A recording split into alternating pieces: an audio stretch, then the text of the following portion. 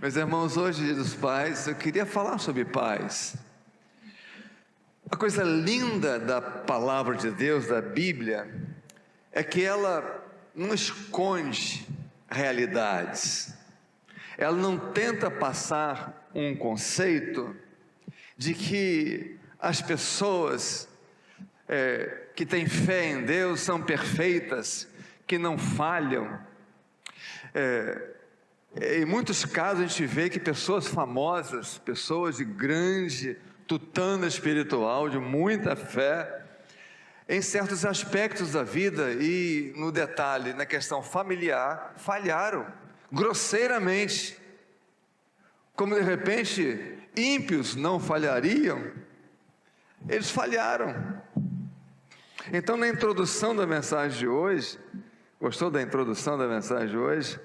Eu vou destacar apenas assim alguns pais que a Bíblia menciona, uns que fizeram algo extraordinário e outros que falharam de maneira grosseira. Começando com Jó. Meu Deus, que exemplo de pai foi esse? Que exemplo de pai! Pela madrugada se levantava para orar a Deus, para apresentar seus filhos ao Senhor, para oferecer a Deus alguma coisa que pudesse trazer a Deus o entendimento de que os filhos precisavam de uma cobertura, de uma bênção. Jó, um exemplo fantástico de um pai preocupado com a vida dos seus filhos. Não só, porque existe um conceito que é bom pela metade. O bom pai é aquele que supre a casa. Sim, isso é verdade. O pai bom, das características de um bom pai, é aquele que supre a sua casa, que se preocupa em manter a sua casa. Muito bem, mas não é só isso. Ser pai não é apenas trazer comida e não apenas prover um local para morar e um colégio para estudar. Não, é longe disso. Aqui está o exemplo que eu estou citando para vocês de Jó. Ele se levantava para orar pelos filhos. No secreto dele, era um secreto dele com Deus. Não tinha um povo como nós temos aqui, era ele Deus. Não tinha nenhuma palavra, como nós temos hoje, tão bacana, para orientar. Mas ele entendia que existia um Deus nos céus, que existia um Criador, que existia um Deus que tinha poder para transformar realidades nas vidas. E a esse Deus ele clamava pelos seus filhos. Jó, um grande homem. Jó. Abraão. Na mensagem, quando eu começar a pregar, eu vou falar também sobre Abraão. É isso? Chamado por Deus para ser o pai na fé de uma multidão de filhos e filhas, que crescem como ele creu, que pela sua fé lhe fosse imputada a justiça de Deus na vida. Abraão, um homem que não se preocupou apenas com casa para morar, mas se ocupou preferencialmente com as promessas de Deus, porque tendo todo o recurso para morar muito bem, para fazer uma mega casa, uma casa top, para si e para os seus herdeiros, ele não se preocupou com isso, não entendeu que isso era o mais importante. O mais importante por ele era andar nas promessas de Deus, e sendo assim, ele sabia que Deus o faria peregrino pela terra da promessa. Ele foi de tenda em tenda, ele habitou em tendas, podendo construir um palacete, porque ele entendeu que a prioridade não é o palacete, não é, a boa vida neste mundo para os filhos, que a preocupação primeira era que os mandamentos de Deus estivessem, impregnando o coração dos seus filhos. Quando a gente vê essas mensagens que tivemos hoje, que a gente ri, porque acha engraçado, nossos filhos, eles falam coisas assim que muitas vezes não tem nem muito senso. Por exemplo, o pastor Elton, para o filho dela, é o que cura ela de toda a enfermidade. É um tipo de Cristo na terra.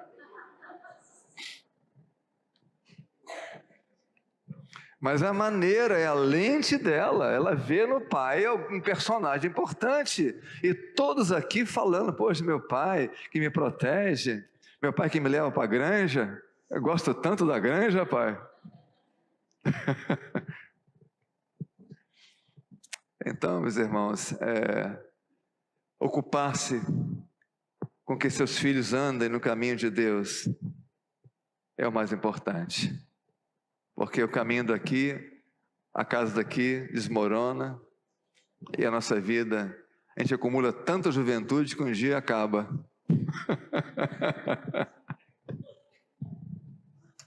A gente morre de acumular tanta juventude, não é? Pois é. Davi, meu Deus, um homem que a gente lê na palavra que, segundo o coração de Deus, levantado pelo Senhor para um grande projeto, para reinar sobre Israel. Um homem de autoridade, um homem experimentado nas batalhas, um homem com a fé. Meus irmãos, a gente acha bonito a historinha dele com Golias, a gente acha muito bonito aquele negócio ali. Mas vai ter diante de você um camarada dessa altura, dessa largura, com uma lança que vai lá nesse teto. E agora um vem contra o outro, e ele está com o estilingue na mão, está com a funda na mão, com as pedrinhas na mão, crendo que Deus é que vai dar a vitória. Meus irmãos, isso é fé. Então, se tem uma coisa que não faltava para Davi, era fé. Pensa no nome de fé. Mas de repente a gente vê Davi falhando com os filhos, na criação dos filhos, falhando grosseiramente na criação dos filhos, e filhos se perdendo e morrendo, porque Davi não deu aos filhos o cuidado necessário. Então conquistou um reino, mas perdeu filhos dentro de casa.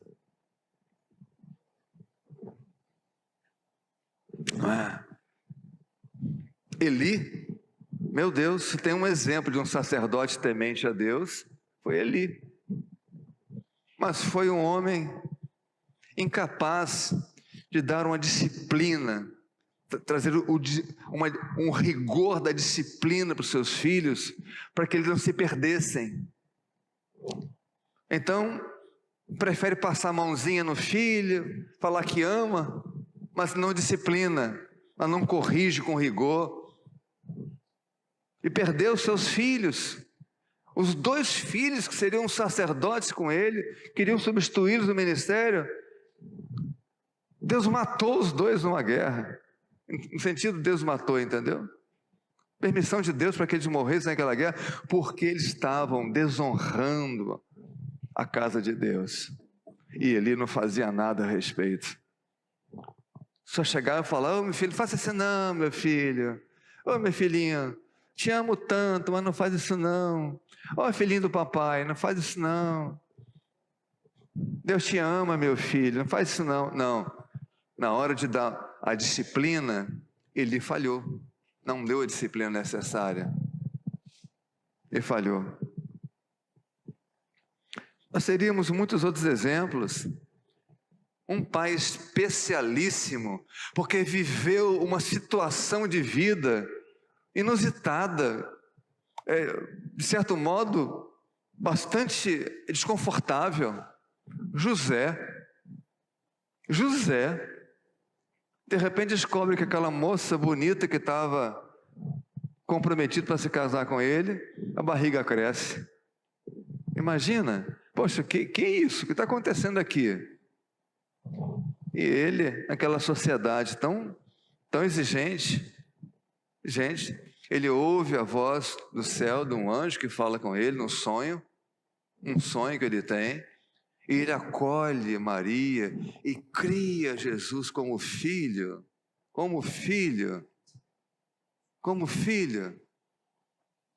Que pai especial, exemplo foi esse José. Também temos exemplo de outros pais, meus irmãos. Zacarias, um homem fiel, uma mulher estéril, viveu toda a vida dele numa cultura que supervalorizava filhos, que tivesse muitos filhos, e a mulher dele não tinha filho nenhum porque era estéril. Mas ele passa toda a existência, toda a juventude dele, chega na velhice dele, ele se mantendo fiel à sua mulher, e na expectativa ainda de um milagre, ainda orando a Deus. É um pai que não desiste, que não desanima, que não abaixa os braços, não é? Então, é um exemplo maravilhoso também de Zacarias, o pai de João Batista, maior dos profetas. A estéril deu à luz o maior dos profetas, aquele que veio preparar o caminho do Senhor. Que coisa extraordinária esse pai. Fora, meus irmãos, outros pais que a gente poderia encontrar na palavra de Deus, que abriram mão de posição, uma posição importante para seguir Jesus Cristo. Então, abra sua Bíblia em Gênesis, capítulo 18.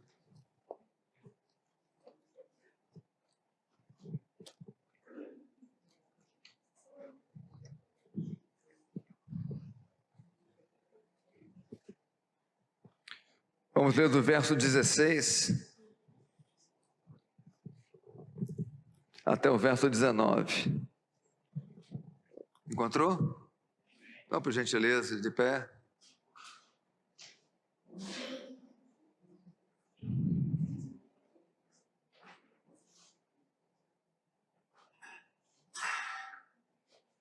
Júlio César, como foi bom ver você aqui.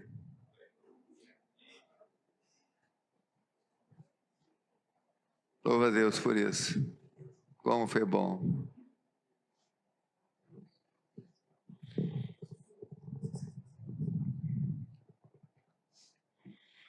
Aqui, meus irmãos, é o momento em que Deus está chegando para destruir Sodoma e Gomorra.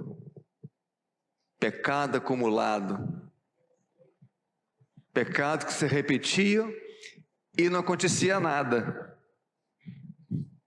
Entre aspas, não acontecia nada, aparentemente, mas anotado por Deus. Anotado por Deus. Porque às vezes a gente acha que não tem consequência, mas está anotado por Deus. E chegou a hora então de Deus aplicar a justiça dele. É sobre esse momento que vamos ler. Tendo se levantado dali, aqueles homens olharam para Sodoma e Abraão ia com eles para os encaminhar. Então Abraão está sendo aqui o guia, levando aqueles homens enviados dos céus para trazer destruição para Sodoma, mas ele não está nem sabendo direito o que está para acontecer. Então no verso 17 disse o Senhor: ocultarei a Abraão o que estou para fazer? Visto que Abraão certamente virá a ser uma grande e poderosa nação, e nele serão benditas todas as nações da terra. Então Deus falando consigo mesmo. Eu vou ocultar alguma coisa desse homem? Que eu vou transformá-lo numa grande nação? Mas agora vamos ver como é que isso iria suceder na terra. Porque eu o escolhi para que ordene a seus filhos e a sua casa depois dele, a fim de que guardem o caminho do Senhor e pratiquem a justiça e o juízo, para que o Senhor faça vir sobre Abraão o que tem falado a seu respeito.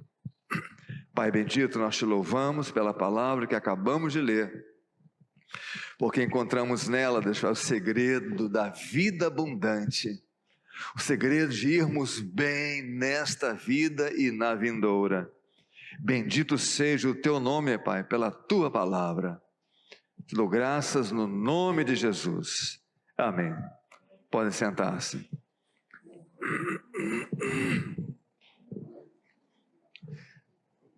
Nós encontramos nesse texto, de maneira muito clara, qual o propósito de Deus a levantar Abraão para ser o pai de uma nação. E qual o propósito de Deus com você, pai.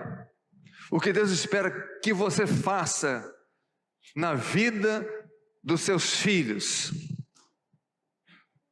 Aqui não diz, porque Abraão vai, orientar seus filhos para que sejam bons profissionais, para que sejam bons ganhadores de recursos financeiros, acumuladores de patrimônio,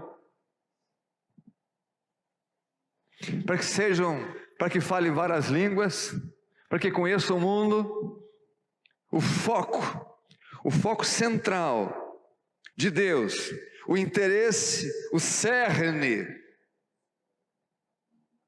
a prioridade de Deus com os pais é mais do que suprir, é mais do que proteger de situações de fora, é de fazer isto aqui, ensinar os seus filhos, a sua família, a fim de que guardem o caminho do Senhor. Guardar o caminho do Senhor é andar na palavra de Deus, andar na vontade do Senhor, andar na justiça, andar na santidade, andar na fé, na dependência de Deus, ser alguém em que as pessoas possam olhar e dizer: aqui está um homem de Deus, aqui está uma mulher de Deus. Meus irmãos, porque não há algo mais especial para um pai de fé, é que seus filhos andem na fé. Se vai ter casa grande, casa pequena, se vai ter conta bancária alta ou pequena, isso é secundário. Mas andar na fé, guardar os mandamentos de Deus, ter os olhos de Deus aprovando a vida dos nossos filhos.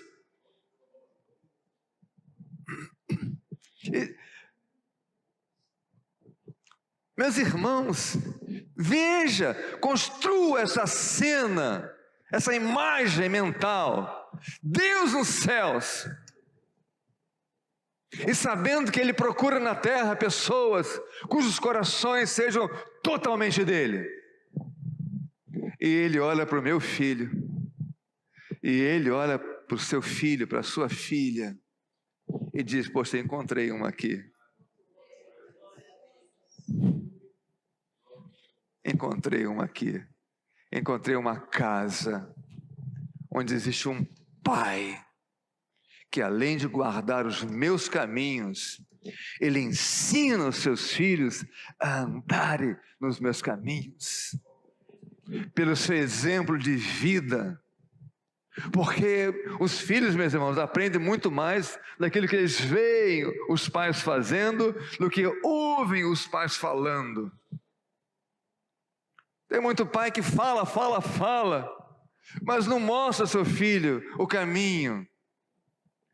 Não delineia com clareza o caminho onde o filho deve andar. Muitas vezes é tolerante demais. Antes de ser pai, quer ser amigo, quer ser amiguinho do filho, quer muito xerelete, muito queridinho. Todo dia fala: te amo, filho, te amo, oh, meu filhotinho, te amo tanto, nheco, mas na hora de mostrar o caminho da justiça, o caminho da verdade, o caminho de Deus, ele é fraco, ele é inconsistente, ele falha nisso.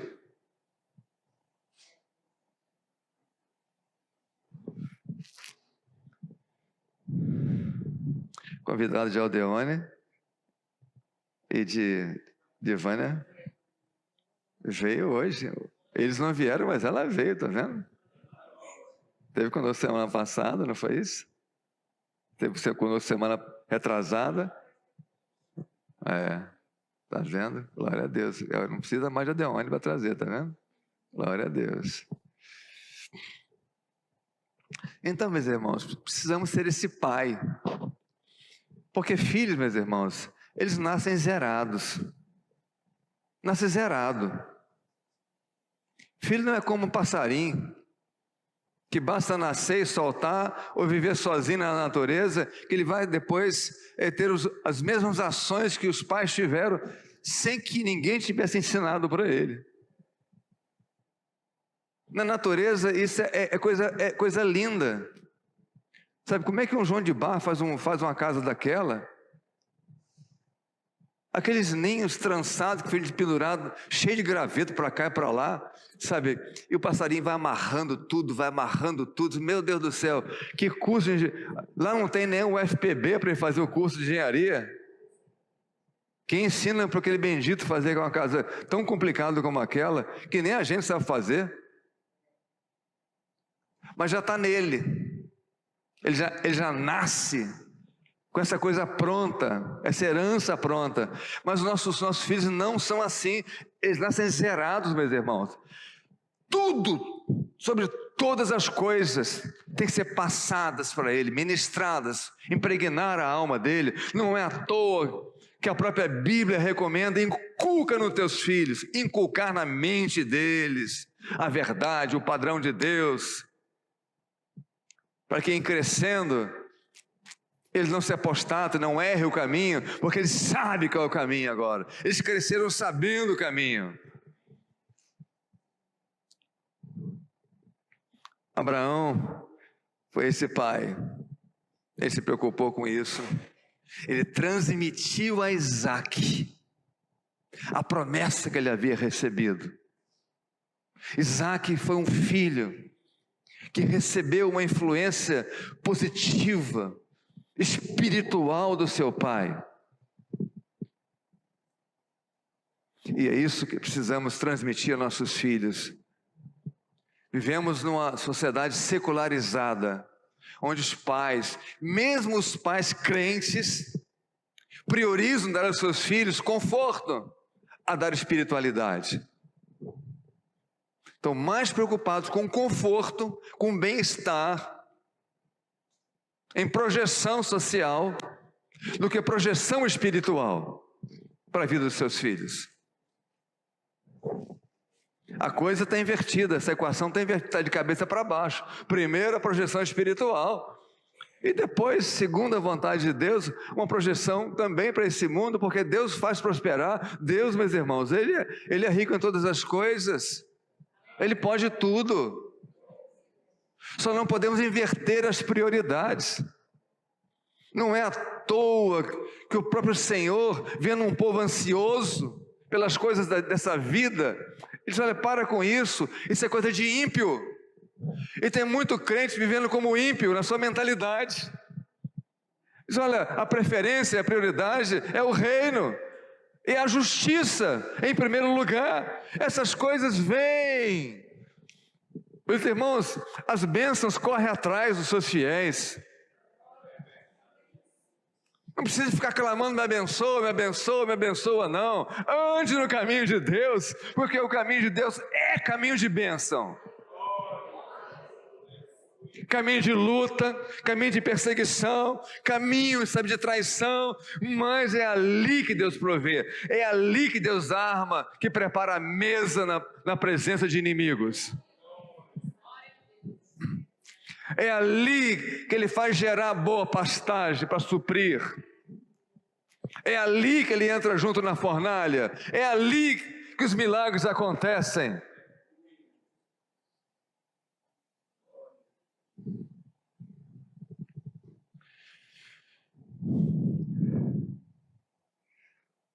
Josué 24:15. Que coisa linda.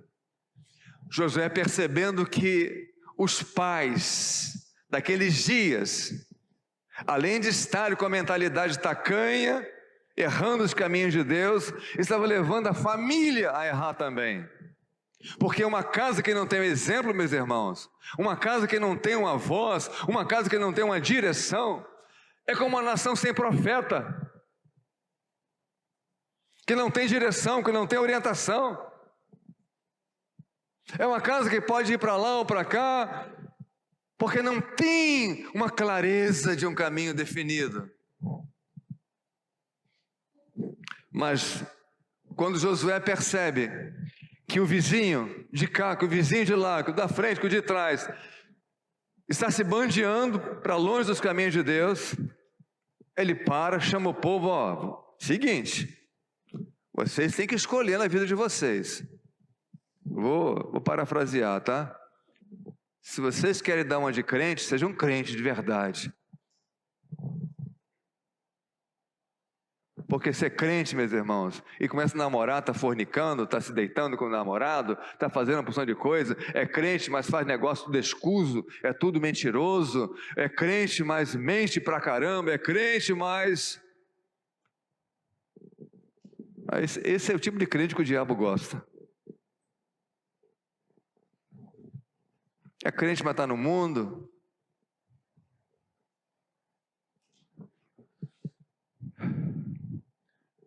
Esse é crente que é crente. Esse é crente que é crente. Imagina o diabo apontando o dedo para uma pessoa dessa e falando assim, você é crente que é crente, mas você é meu.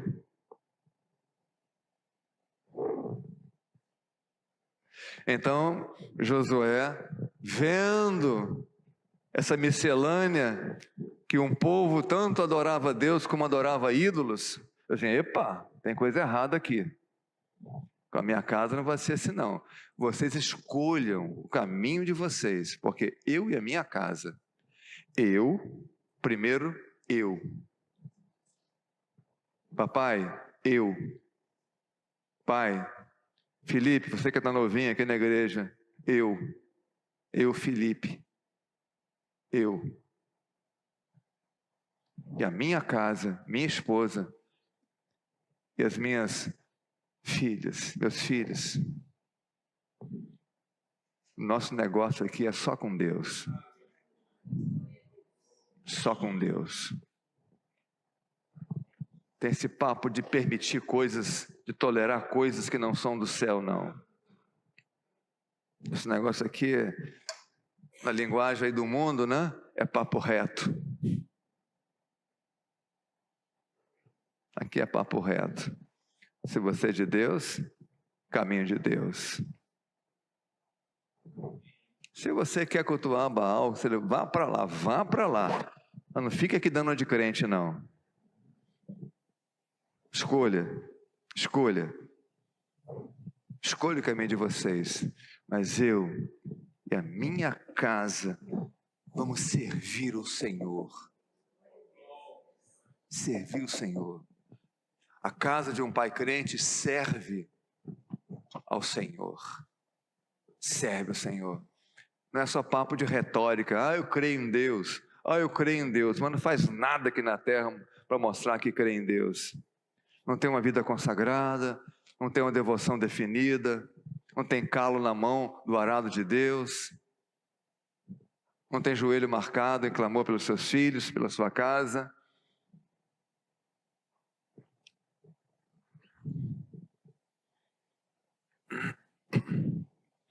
Filho pródigo, pai do filho pródigo, que dor para um pai ver um filho indo para o mundo. Um filho que tem bom exemplo em casa, tem um pai crente em casa, mas que vê seu filho sendo arrastado para o mundo, uma vida dissoluta, uma vida de pecado.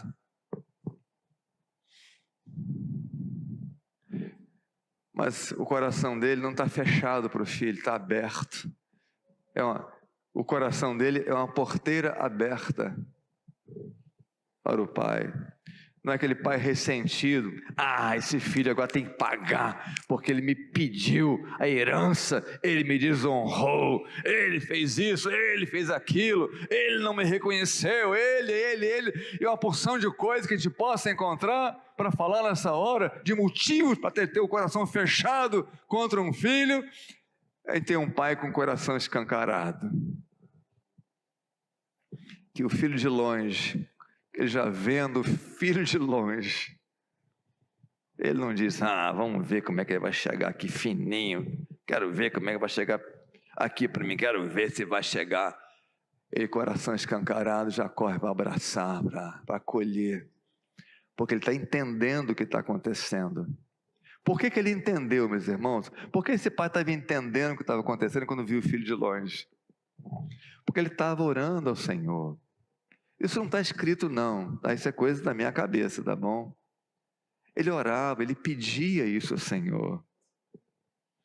Ele pedia aquilo ao Senhor. Oh Deus, traga a consciência ao meu filho, que ele compreenda, que ele se quebrante, que ele se arrependa do mau caminho, que ele se volte. E quando ele vê o filho de longe, ele está entendendo que é a resposta, que é Deus trazendo ele pela mão de volta para casa. E se Deus está trazendo ele pela mão de volta para casa, por que eu tenho que fechar o coração e ter dureza para receber? Você estava orando por isso? É.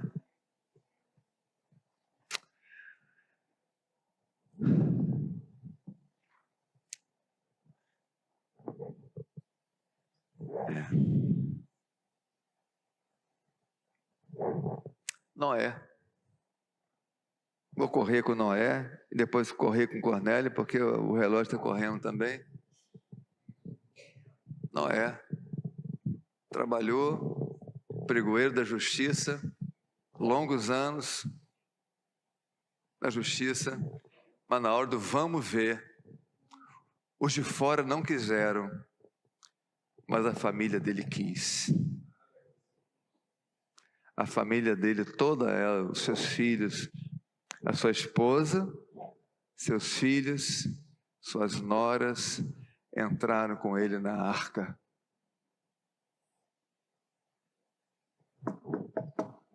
Salvação para todos. Um bom pai, ele se preocupa com a salvação dos seus filhos.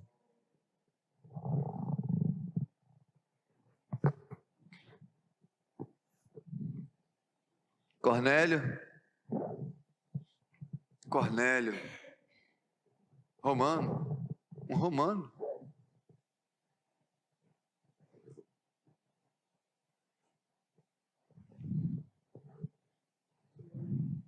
Vai receber Pedro em sua casa para ouvir a palavra que Pedro tem para entregar da parte de Deus para ele. Nem convertido ele era ainda. O que Cornélio faz? Junta os seus parentes. Seus parentes. Primeiro, o texto da palavra de Deus, primeiro cita parentes. E depois, amigos.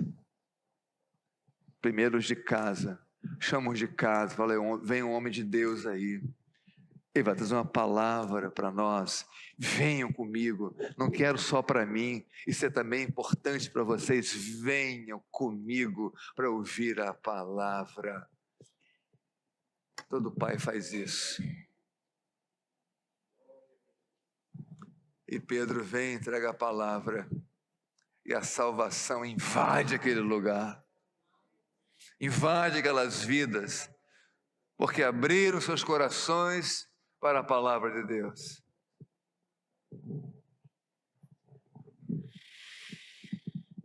Não sei como anda a sua vida.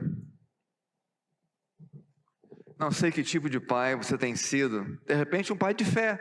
Sim, como Davi foi, como Eli foi, como tantos foram pais de fé, mas que não cuidaram da casa, não cuidaram dos filhos. E precisa, então, de uma postura nova diante de Deus. Não, Senhor, primeiro a minha casa. O mais importante, a minha casa. Depois os amigos. Depois os de fora. Depois a obra missionária. Começa em casa. A obra de Deus começa no meu coração. Na minha mente, no meu coração. Nas minhas mãos, nas minhas práticas, nos meus pés, aonde eu vou.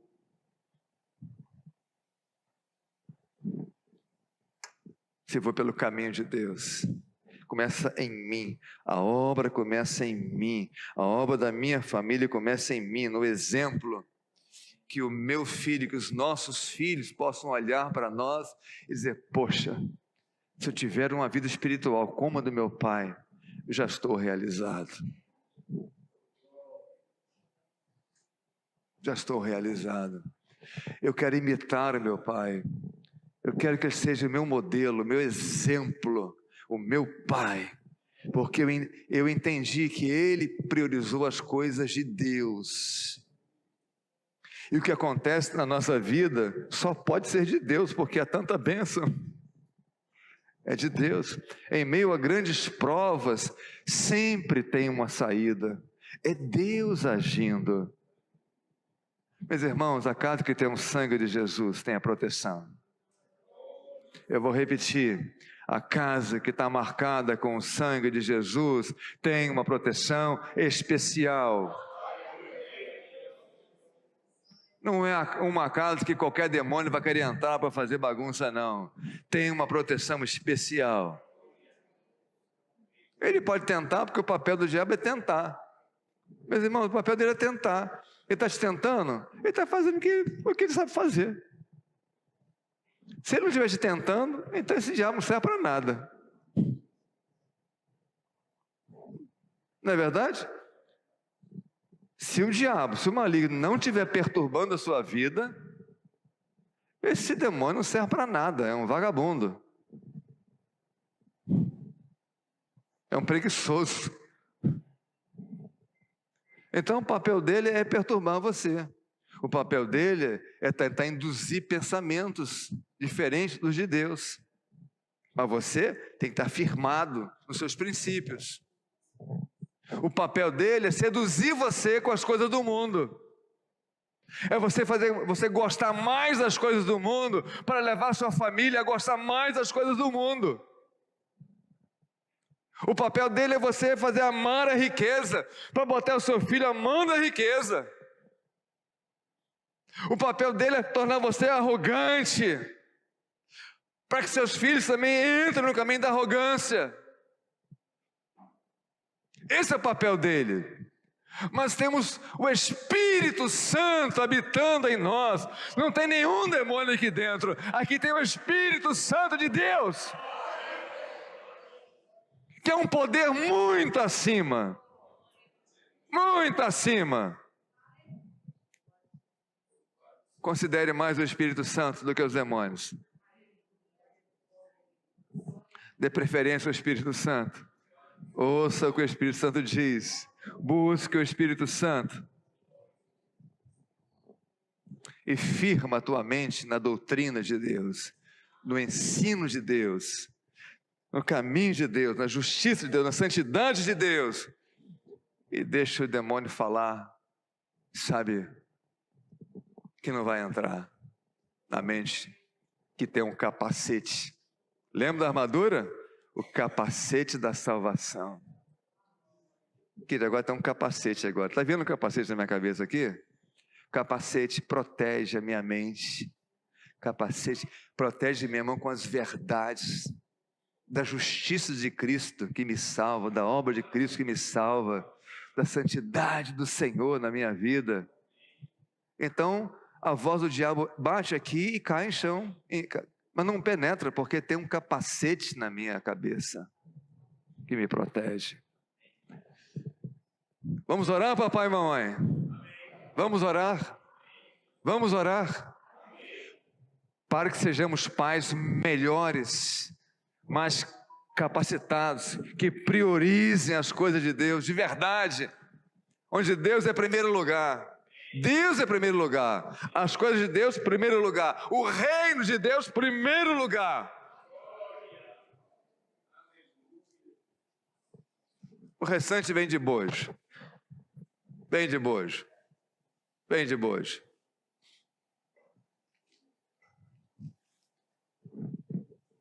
Quando eu larguei tudo, quando largamos tudo para largar uma profissão, a coisa toda para andar em obra missionária, a preocupação é que, e meu filho, o que vai ser do meu filho?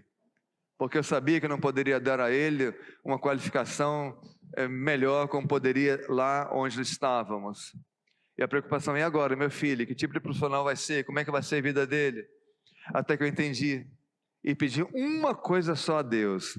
Não pedi prosperidade para o meu filho, não pedi que fosse isso aqui, não. A única coisa que eu pedi para Deus foi que meu filho fosse um homem de Deus. Foi a única coisa que eu pedi para Deus. Que ele seja um homem de Deus, homem que teme a Deus. Porque o mais, meus irmãos, é apenas complemento. Não podemos transformar o complemento no fundamento. Vou repetir. Não podemos, como pai, como sacerdote de uma casa, transformar os complementos, as coisas que são acrescentadas, como fundamento para a nossa vida e para a nossa família. Cadê o grupo de louvor?